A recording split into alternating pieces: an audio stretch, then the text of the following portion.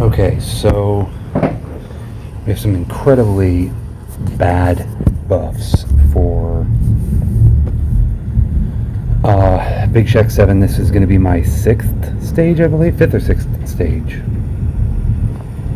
And what I'm doing is I'm using Kierze because she has the ability to increase the amount of CC. I don't remember which one. I think it's her passive. Yeah. Increases the duration of CCs that all allies inflict to bosses by 30%. Okay, so that's the only reason I'm bringing her, because my dilemma is that I do too much damage and the CC bar isn't fully down yet. So this is the solution for that. And of course, Nikki's doing CC mana reduction. She's a P damage amp, and she brings heal rate reduction to the table, so she's made up for this content.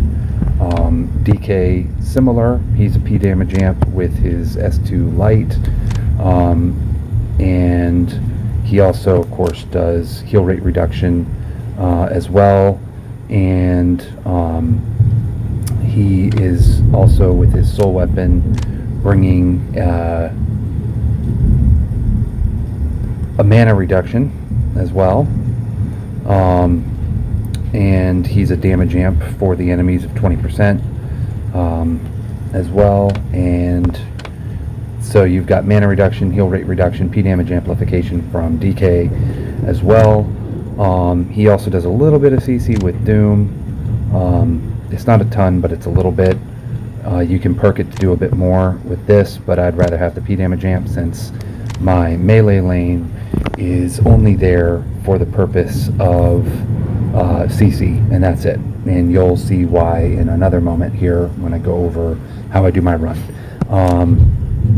Because there's really two ways you can do this, and I'll explain that in a moment. So then here's the mana reduction as well from the sword. I give him a lot of attack speed so that way he brings that mana bar down faster. In fact, let me give him a little more attack speed here. Let me see, I had, is it that, or which one was it? I thought I had better attack speed. Maybe it was on this. I think it was on this that I had attack speed. Hold on a second here.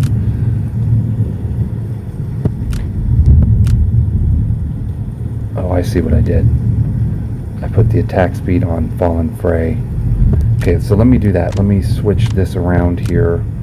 I accidentally equipped, what is this one? No, that's not attack speed. I actually equipped the Bach gear incorrectly here. I had this saved too, but I saved it wrong apparently. So let me go ahead and switch that. But you want to have as much attack speed as humanly possible on whoever has the sword, because you're going to be using that sword to reduce his mana, and the more attack speed you have, the more likely each hit he does is going to reduce the mana.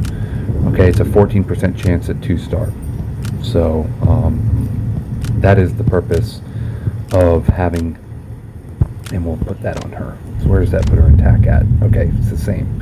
Her crit's a little bit lower, but that's fine, because she's going to get 150 from Fallen Fray, from Ray Hartna, which brings her up to 800, and then Glenwith perked her S3 for a 250 crit resistance reduction.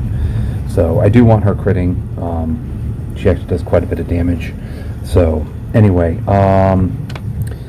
and the other thing I'm going to do actually as well, just to help, screw it, I'll leave it the way that it is. I was going to say, sometimes if your Fallen Fray is going down quick, you can put the otherworldly helm on her, but I want the 24% attack for Pansy. Nikki will run the otherworldly helm. And then Glenwith has got the feather on there because she's just got so much freaking hit points and P block, and P block defense, P toughness, recovery, attack speed, life steal, and mana recovery on attack. So she's not going to die. She's never died on these things. I'll watch her die on this run. That'd be hilarious. Bring this for attack reduction. The battle doesn't even last 100 seconds sometimes, so may as well reduce his attack and increase Pansy's DPS capabilities. I put him on P toughness. Runes, no P block, but just P toughness, with 3 runes there, and then I gave him as much HP as possible. And just as a reiteration here, the star levels of your robe and your hat doesn't matter. You always want to run HP rings on your supports, because you don't need defense. He ignores all defense, so just give your supports lots of HP. I brought this instead because in the event that he does an early opening with either the thing that rains down crap on your team or big swipe or some nonsense like that, that's a P damage reduction extension for 40 seconds. So that kind of helps to keep your team alive a little longer. Make sure you have the mana reduction on his S3, the P damage boost duration extension, and P damage reduction is even higher with the 25%. And then you also get an additional P damage reduction from this, which is a total of 50% P damage reduction, plus Ray brings another 25% of all types of damage. So big damage reduction that's being brought here. You can also perk Pansy if you're using her. If you have enough CC, you can take this off here and you can perk this instead. But since I need the CC, I'm going to go ahead and leave that on instead of perking this, but that's another thing you can do. Actually, hell, I'll just do it, because if I have to reset it a few times, that's fine. But you can do that instead, because the only difference on your S3 with Pansy is going to be the fact that you get stun. That's it. But if you're doing plenty of stun, which my team is capable of doing, you don't need the S3 perked. You can just run this instead, which is great. So now, let me think what else is going on here. Oh, Fallen Frey, you want to make sure that you equip her with that 4,000 mana reduction from her S3. And Ray, you want to make sure that you're reducing his def pen against you, because he can penetrate your defense. And then I've got obviously attack speed and crit chance and all that stuff here. I went ahead and put Medley Sheet on because that's even more cooldown. And since Pansy in my case is on UT4, I want as much cooldown as humanly possible, because the perk this season, or this run if you will, is more mana. So I'm going to take advantage of that with as much cooldown as I can give my team.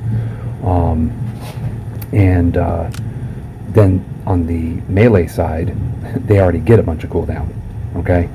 Of course, nothing that's going on this lane is affecting this lane. So set up your artifacts depending on where your DPS is. Now, there's 2 methods you can do this with. You can do it where this lane here is doing all the damage and is killing the totem that appears, which allows you to continue to proceed, in which case you'd make this lane incredibly tanky and you'd probably just let it run on auto, and you just want it to do all the debuffs. So you'd put things like the Feather of Sacrifice on this lane, so instead of it being on Glenn, in my case, I'd probably put it on Ray, because Ray's like super tanky.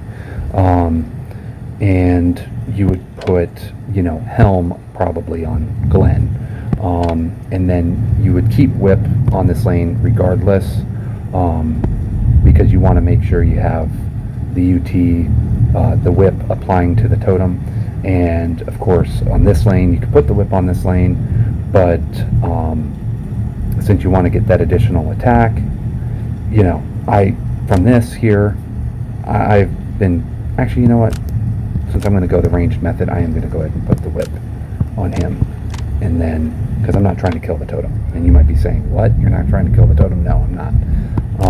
I am not going with the totem kill method. I'm going with the get him to 66% before the totem explodes method. So those are your 2 methodologies. You can either destroy the totem and then, get him to 66% more gradually, or you can hope that the totem appears later in the battle and that you've already gotten him down to about 80% or so, and then bring him down to 66% before the totem explodes, and that his CC, and hope that his CC bar is all the way down. And then, as long as the CC bar is all the way down and the totem hasn't explode, it'll trigger Kane to come out and protect your team. If the CC bar is not all the way down, however, he'll wipe most of your team. Not all of them, but most of them. So you may as well reset it if the CC bar is not down by the time you do it. And you can use that little power-up that's hanging out over here to drop his bar further. And the longer that you let it charge up, the more CC bar reduction it does. Okay? So I am going to go ahead and start here. Alright, so again, just a quick reiteration. You can destroy the totem with this lane. You can use Cecilia, you can use DK, you can use Syria if you're a magic team. If you were to do that, you're probably going to want to drop Kirze and bring Priscilla instead. Because, which I was doing that earlier.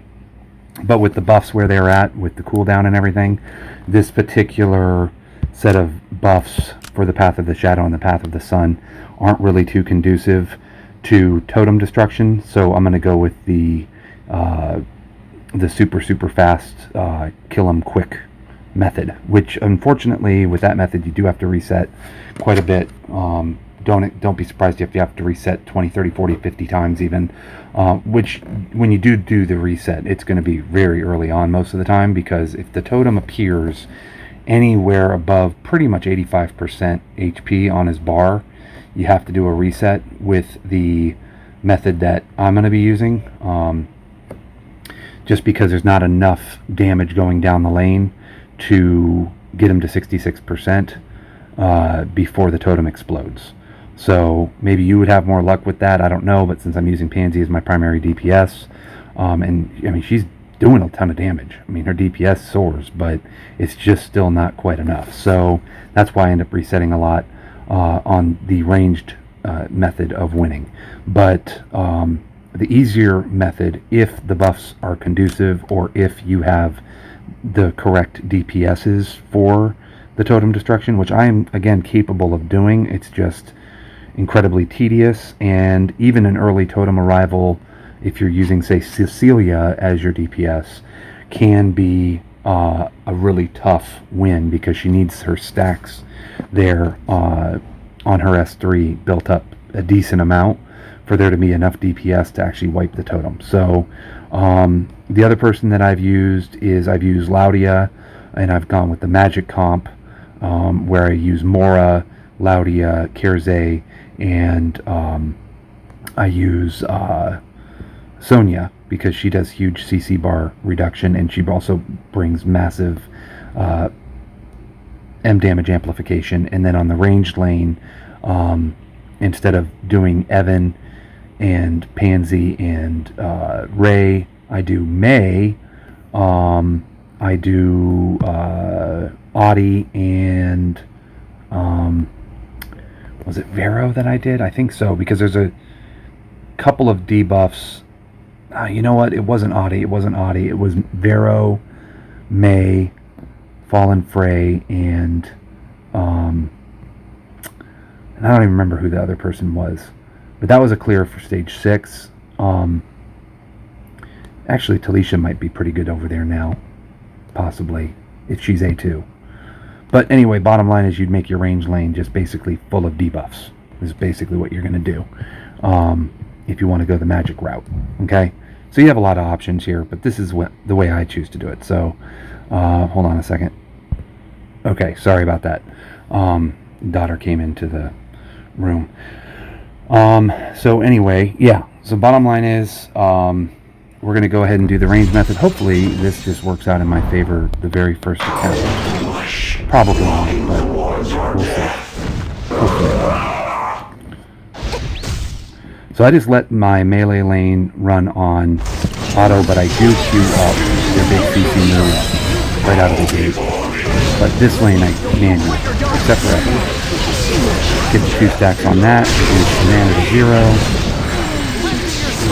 If he does trigger a tornado, I wait about a second and a half, and then I trigger this power up right here, that blue one. And I save her shield, in case he does a rain down. Alright, so it came pretty early, but we might be okay. Top 3 soul weapon.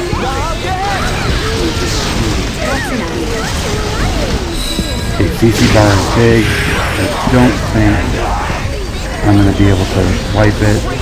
Nope. See, so that's what happens when the CC bar isn't all the way down. And that's probably because Pansy's S3 wasn't doing any CC, so I'm going to go ahead and take the perk that you see right there off. I'll be back in a second. Okay, back with you here now. Anyway, yes, my face is good. Alright, so get those queued up and then leave that lane alone. Now sometimes it's weird. Sometimes they auto-fire a skill over the range lane right out of the gate, even when they were left on auto. And sometimes they don't. I don't know why they do that, but it's completely random. Okay, wait a few seconds on the tornado. Fire that skill there.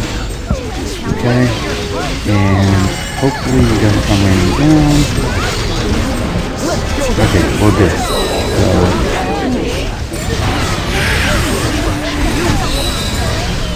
we're going to fire this right now. Okay. You've got to protect him. Don't fire off any of your skills. Because if you fire off those skills, it's not going to do any damage. You can fire off debuffs, but...